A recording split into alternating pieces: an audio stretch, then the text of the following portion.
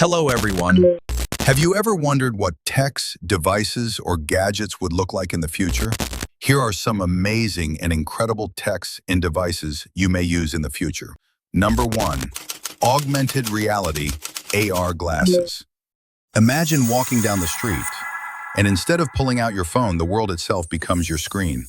This is the power of augmented reality glasses, a leap forward in how we see, work, and connect. AR glasses blend the digital world with the real one, overlaying holographic visuals, navigation cues, and information right into your field of view, all in real time. Need to answer an email? Your inbox appears right before your eyes. Want to join a meeting? A colleague from across the globe can appear as a life-sized hologram in your living room. From education to entertainment, AR glasses turn learning into a 3D interactive experience, letting you hold history, science, and creativity right in your hands. In medicine, they guide surgeons with precision overlays. In engineering, they help build cities with real-time blueprints. Industry experts predict the first mainstream consumer models will hit the market as early as 2025, mass adoption between 2027 and 2030. At launch, expect prices between $1,500 and $3,000 for premium models. Within a few years, more affordable versions could arrive, around $500. Benefits: hands-free access to information, immersive learning experiences, real-time translations, improved navigation, and new ways to work, play, and connect. But there are challenges: high initial costs, privacy concerns, battery limitations, and the risk of distraction or eye strain. Whether they replace your smartphone or remain a niche tool, one thing is certain: the era of seeing the world through augmented reality is coming fast. Number 2. AI home robots with emotional intelligence. Imagine walking into your home after a long, stressful day, and your personal robot greets you with a warm smile, hands you a cup of tea, and says, "I can tell you've had a tough day. Would you like me to play some calming music?" This isn't science fiction anymore. This is the future of AI home robots with emotional intelligence. Unlike traditional robots that only follow commands, these advanced machines are designed to understand and respond to human emotions. I understand you're feeling overwhelmed, Elena. How can I help you right now? I just don't know what to do. Through facial recognition, voice tone analysis, and even body language detection, they can sense whether you're happy, sad, stressed, or excited. Think about the possibilities. For the elderly living alone, an emotionally intelligent robot can provide not just physical assistance, like cooking, cleaning, or reminding them to take medicine, Mr. Reyes, it is time for your afternoon tea and medication.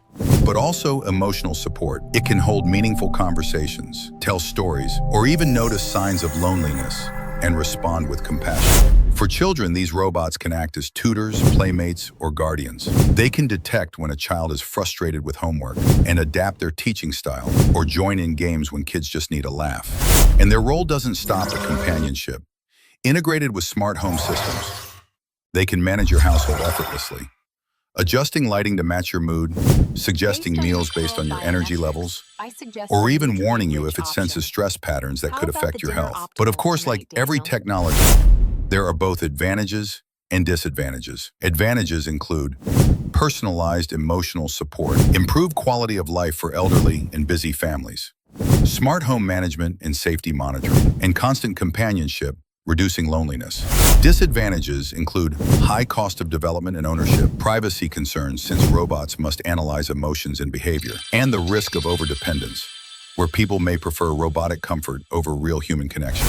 Experts predict the first consumer-ready models could appear by the early 2030s. In fact, prototype versions are already being tested in labs today. At launch, they won't come cheap, could range from $20,000 to $50,000, similar to a luxury car. But as technology improves and mass production kicks in, the cost is expected to drop, making them accessible to more households.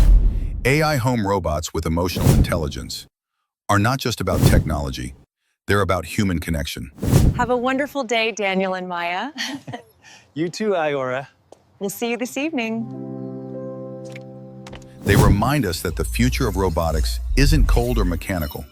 It's warm, empathetic, and deeply personal. So the big question is, when these robots finally become mainstream, would you welcome one into your home?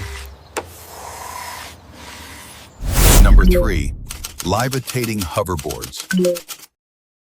Let's start with something familiar. When most people hear the word hoverboard, they think of the ones we already have today. Boards with wheels, self-balancing, electric.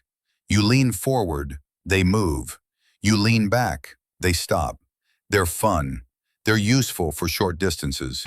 And for many people, they were the first step into personal electric transport.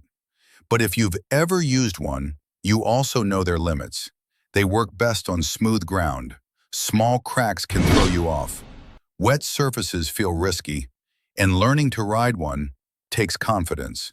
Wheeled hoverboards were a good beginning, but they're not the final step. That's where levitating hoverboards come in. Not the movie version, not flying high above traffic, but something much quieter, much more realistic. Boards that glide just slightly above the ground. Levitating hoverboards are designed to reduce friction, improve stability, and make short trips feel smoother. Instead of relying only on wheels, they use a mix of technologies: magnetic levitation, air cushion systems, advanced balance sensors. The board doesn't lift high, just enough to smooth out the ride. The goal isn't to impress people, it's to make everyday movement easier. Let's compare how they move. Wheeled hoverboards roll directly on the ground. Every bump, every crack, you feel it. Levitating hoverboards float just above the surface. That small gap makes a difference. The ride feels calmer, more controlled. You still feel the ground, but it doesn't fight you. It's a subtle change, but it matters.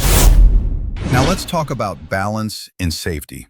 With wheeled boards, balance depends a lot on the rider. Lean too far, react too late, and you can lose control. Levitating hoverboards work differently. They constantly read your posture, your weight, your movement. If you start to tilt, the board corrects itself. If the surface changes, it adapts. If you panic and stiffen, it slows down. You don't fight the board works with you. That makes it easier for beginners and less stressful for daily use. Now let's talk about comfort.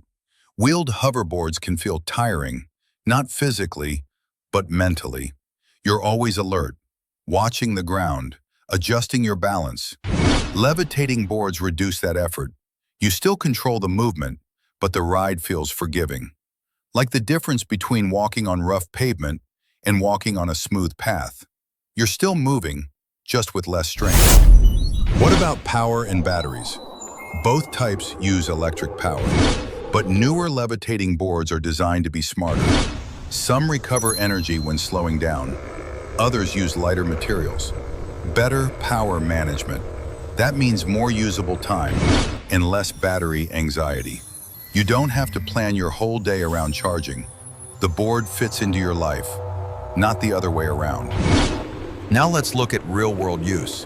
Wheeled hoverboards are great for smooth sidewalks, campuses, parks, flat indoor spaces. Levitating hoverboards expand that comfort slightly. They handle imperfect surfaces better. They feel steadier in pedestrian areas. They offer more confidence. They're not replacing walking, they're supporting it. There's also a human side to this. Wheeled boards are fun, but they can feel intimidating. Not everyone wants speed. Not everyone wants risk. Levitating hoverboards are designed to include more people. Students walking long distances, workers saving energy, older adults who want gentle mobility. This technology isn't about going faster, it's about moving comfortably. Of course, levitating hoverboards are still developing. They're more expensive right now. They won't work everywhere. Cities will need clear rules. That's normal. Every new form of transport goes through this stage. What matters is the direction. Practical, careful, human. So what does the future actually look like? Not a city full of people flying through the air, Something much calmer than that. Wheeled hoverboards will stay. They're familiar, they're affordable. Levitating hoverboards will exist alongside them, offering a smoother option. People won't choose based on hype, they'll choose based on comfort. Because real progress doesn't shout. Sometimes it just glides quietly forward. And that's just a glimpse of what the future has in store. Which one do you like most? Please comment, like, share, and subscribe for more videos. Thanks for watching, and I'll see you in the next one.